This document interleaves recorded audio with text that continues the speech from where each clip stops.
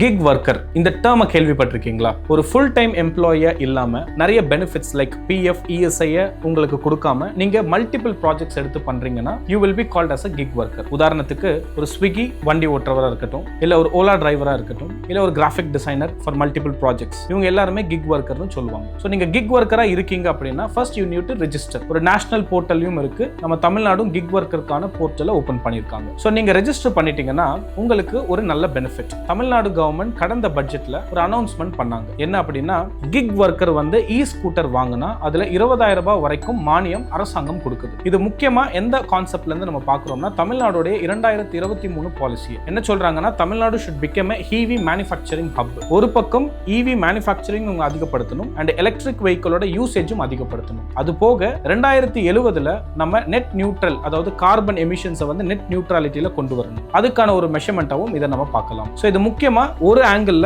Kick ஒர்க்கருக்கான ஒரு பெனிஃபிட்டாவும் பார்க்கலாம். இன்னொரு பக்கம் தமிழ்நாட்டுடைய சில டார்கெட் அண்ட் அட்டைன்மெண்ட்டை அச்சீவ் பண்றதுக்கான ஒரு ஸ்கீமாவும் இதை நம்ம பார்க்கலாம். நன்றி.